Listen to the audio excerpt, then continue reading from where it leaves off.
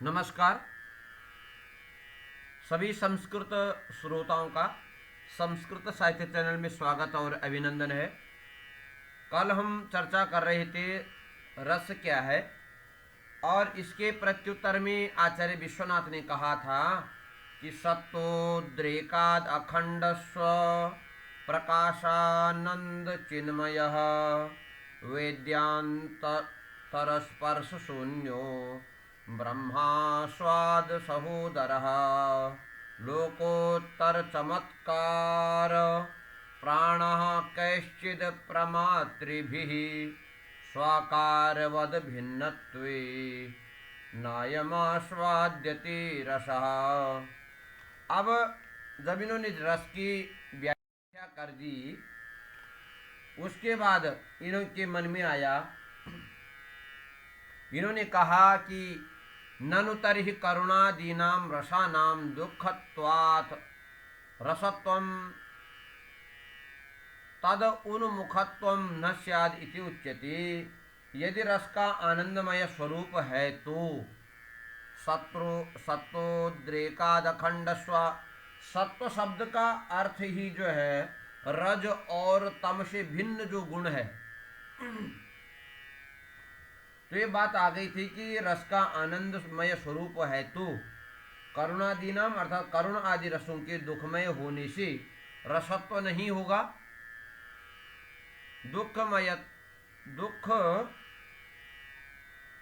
दुःखमयत्वाद रसत्वम न स्याद इति उच्यते। तो इस पर आचार्य कहते हैं करुणादावपि रसी जायते यत्परमं सुखं सचेतसाम् अनुभवः प्रमाणं तत्र केवलम्। आचार्य विश्वनाथ का कहना है कि करुणा या करुण आदि रसों में जो अतिशय सुख होता है, करुणादा या करुण आदि रसों में करुणादौ अपि रसे जायते यत् परमं सुखम सचेतसाम अर्थात चेतसाम अर्थात सहृदयानाम अनुभवः प्रमाणः। तो उनमें हृदय का प्रमाण ही केवल हृदय का अनुभव ही चेतसाम सचेतसाम सहृदय का अनुभव ही उसमें केवलम प्रमाण है, केवल तत्र प्रमाणम। रस का स्वरूप भले कुछ भी हो लेकिन सामाजिकों को सुख ही देता है और इस बात का प्रमाण सहृदयों का हृदय ही होता है। तो इस बात को इन्होंने कह दिया है। आगे कहते आदि शब्दात करुण आदि, तो आदि शब्दात बीभत्स भयानकादयः, आदि पद से बीभत्स भयानक आदि अपेक्षित हैं।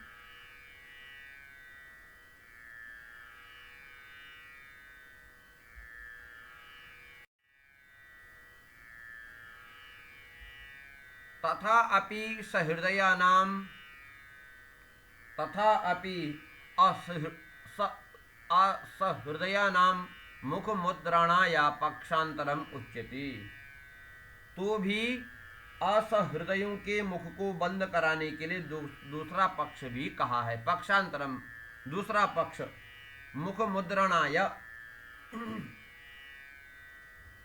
मुख व्यापार संकोचनाया मुख को बंद करने के लिए आचार्य कहते हैं किंच तेषु यदा दुखम न कोपि स्यात् तदुन्मुखः। यदि उनमें दुख होता है तो कोई भी उसके प्रति आग्रह नहीं रखता। वृत्ति देखिए, नहीं कश्चित सचेतन आत्मनो दुखाय प्रवर्तते, कोई सचेतन अपने दुख के लिए प्रवृत्त नहीं होता है।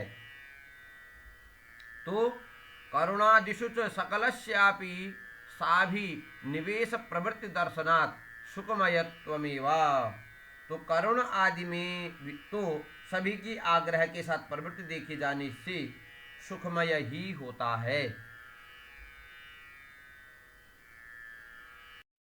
किसी का इसी को आगे बढ़ाते हैं। अनुपपत्ति अनंतरम आहा, दूसरी अनुपपत्ति बतलाते भी आचार्य कहते हैं तथा रामायणादीनां भविता दुख हेतुता। उसी तरह, तथा मतलब उसी तरह, रामायण आदि भी दुख का कारण हो जाएगा। क्यों कि करुण रसस्य दुख हेतुत्वे करुण रस प्रधान रामायणादि प्रबंधानाम अपि दुख हेतुता प्रसंग स्यात्।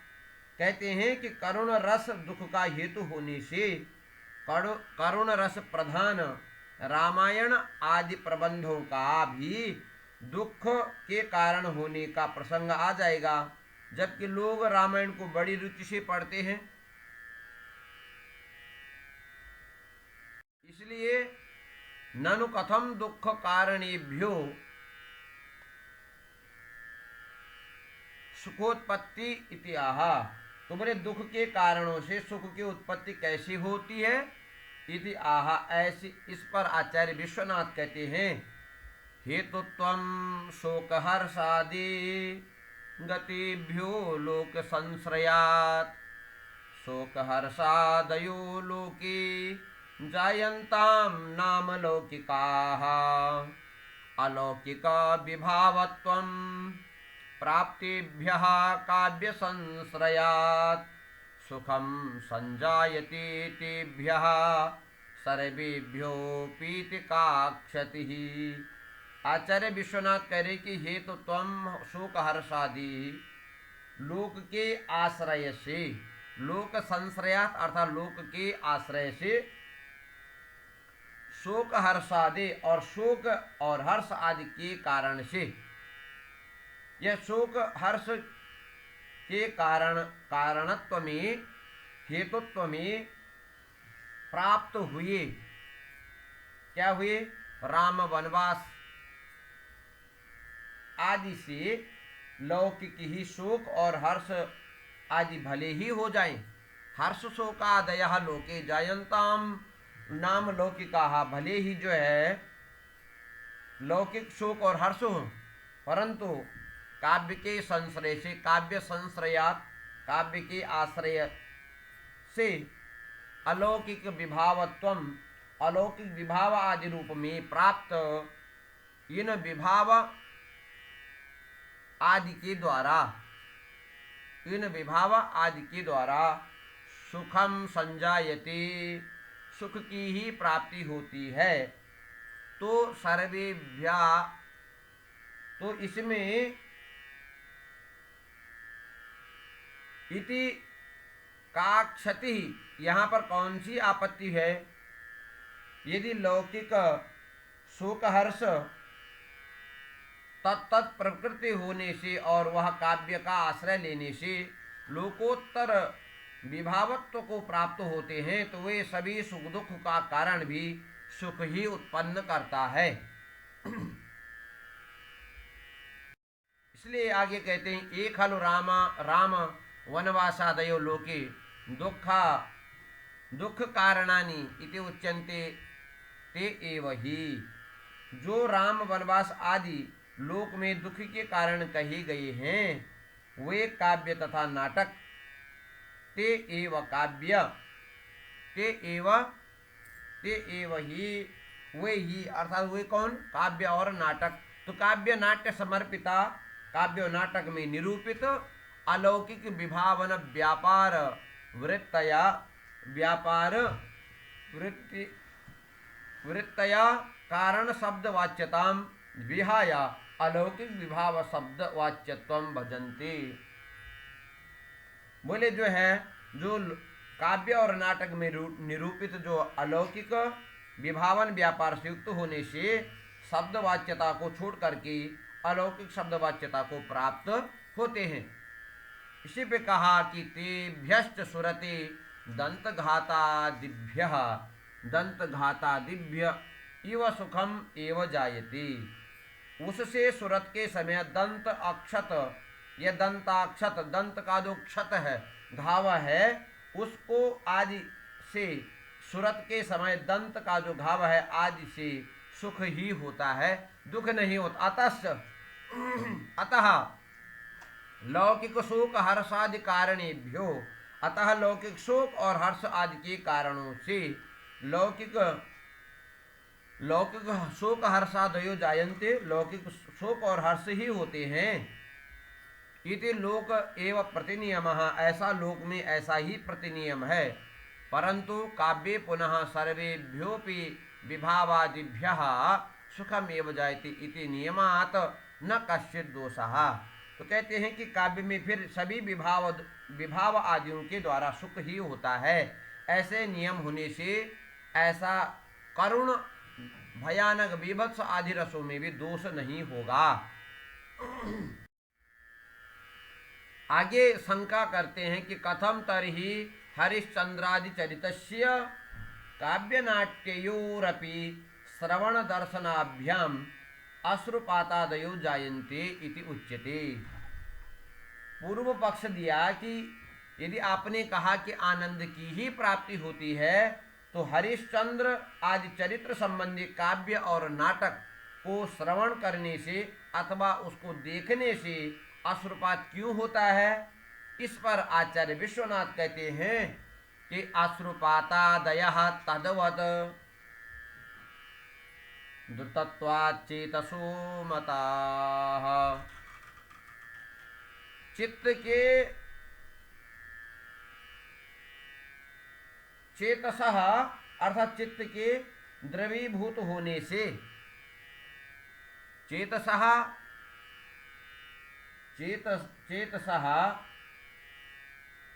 अर्थात हृदय का अंतःकरण का दुर्तत्वात् रस के आनंद से गलित प्राय होने से या द्रवीभाव होने से तद्वत् अर्थात सुख की उत्पत्ति की तरह अश्रुपातादयः वाष्प का आगमन अर्थात अश्रुपात होते हैं, इसमें कोई संदेह नहीं होना चाहिए।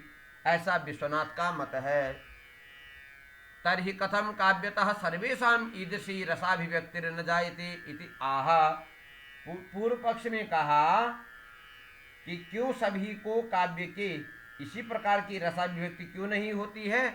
इस पर आचार्य विश्वनाथ कहते हैं न जायते तदा स्वादो बिना रत्यादि वासनाम।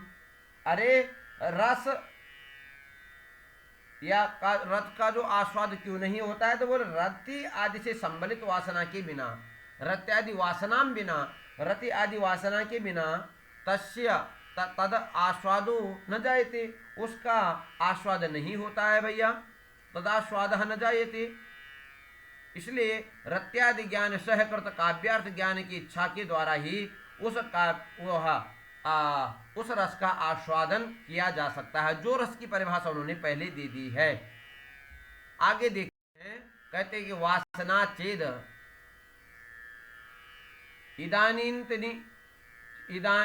इदानीम तनि प्राक्तनी च रसास्वाद हेतु। अरे आधुनिक इदानीम और प्राचीन वासना ही रसास्वादन का कारण होती है। तो बोले तत्र यदि आद्या न स्यात् तदा श्रोत्रिय जरन मीमांसकादीनाम अपि सस्य। यदि आपने कहा यदि पहली न हो तो तब वैदिक और वृद्ध मीमांसक आदि को भी रसास्वाद होने लगेगा, उसको भी रसास्वाद होने लगेगा। और यदि द्वितीया न स्यात् तदा यद राज्ञाम अपि केषांचित् रसोद्बोधो न दृश्यते तत् न स्यात्। बोले यदि दूसरी अर्थात प्राचीन न हो तब तो किसी रसिक हृदय सामाजिक को भी रसोद्बोध नहीं होगा या नहीं देखा जाता, वह न होता। तो जैसे बोले कहते हैं उत्तम च धर्मदत्तेन, धर्मदत्त ने कहा है कि सवासनानां सभ्यानां रसस्यास्वादनं भवेत् निर्वासना तुरंगान्तः काष्ठकुड्यास्म सन्निभाः। कहते हैं कि धर्मदत्त ने कहा है कि रत्यादि वासनाओं से युक्त सामाजिक को ही रस का आस्वादन होता है। वासना से रहित सामाजिक तो रंगशाला के भीतर खंबे, दीवार और पत्थरों के समान है। यदि जिसमें रत्यादि वासना नहीं है तो अर्थात उन्हें रस का कुछ भी अनुभव नहीं होगा। इसलिए फिर अगला पक्ष देते हैं नानु कथम। तो रामादि इति उद्बोध कारणे ही सीतादि भी सामाजिक रत्याद्युद्बोध इति उच्यते। यदि तो राम आदि नायकों के रति आदि भावों के उद्बोधन कारण सीता आदि नायिकाओं के द्वारा सामाजिक जन को सामाजिक रत्याद्युद्बोध का रति आदि वासनाओं का उद्बोधन कैसे होगा? इस पर कहते हैं आचार्य, व्यापारोष्टि विभावादि नामना साधारणी कृति तत्प्रभावेण यस्यासन पाथोधिप्लवनादयः। कहते हैं आचार्य कि विभाव आदि का साधारणीकरण नामक दूसरे से संबंधित होने से असाधारण बने विभाव आदि एवं स्थायी भाव का व्यक्ति विशेष के अंश को छोड़ करके उपस्थापन करना ही साधारणीकरण है। यह एक व्यापार है। और तत्प्रभावेण यस्यासन पाथोधिप्लवनादयः, तो जिसके प्रभाव से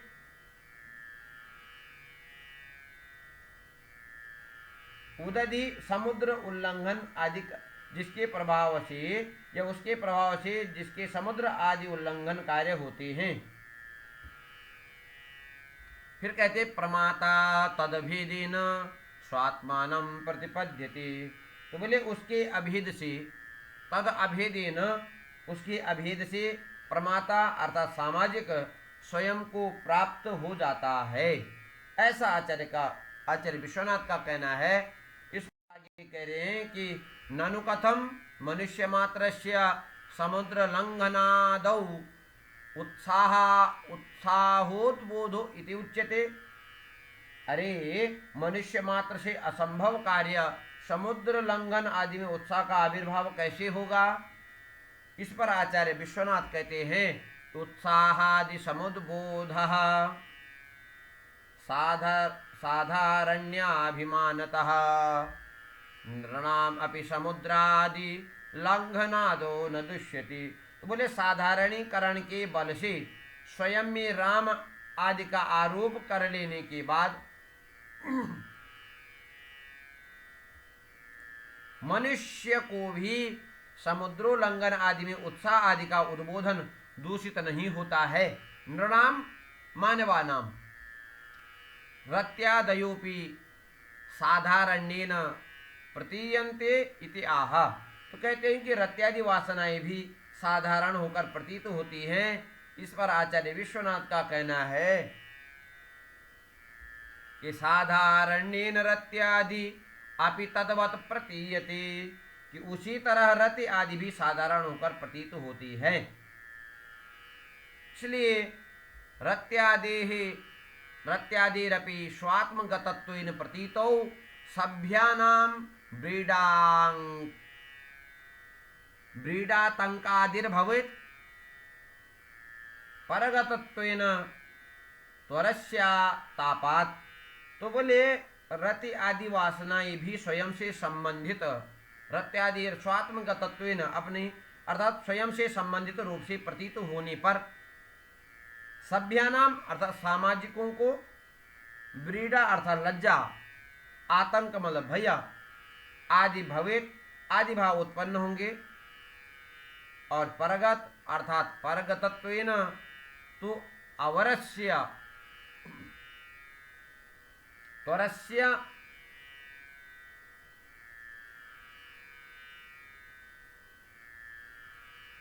तो अरस्य या अरत्वेन अरस्य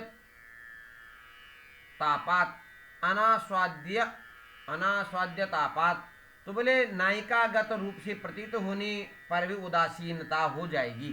तो आज इसकी ये जो आचार्य विश्वनाथ ने जो काव्य लक्षण में रस का निरूपण किया कि सत्तोद्रेकादखंड स्वप्रकाशानंद चिन्मय वेद्यांतर स्पर्श शून्यो ब्रह्मा स्वाद सहोदर लोकोत्तर चमत्कार प्राण कैसित प्रमात्र भी स्वाकारवद भिन्नत्वे नायम आस्वाद्यते रसः।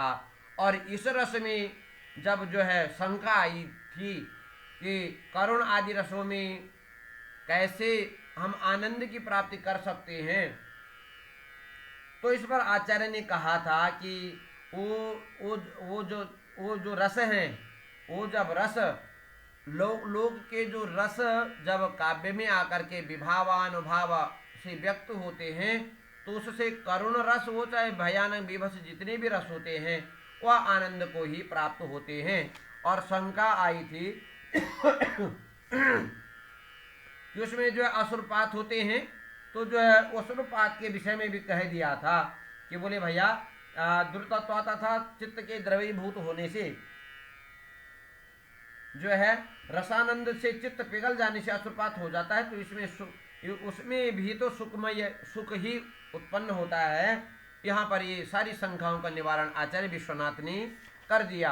कल की चर्चा में हम जो है विभाव आदियों की चर्चा करेंगे कि विभाव है क्या। आज हमने केवल इसकी चर्चा की। धन्यवाद, नमस्कार।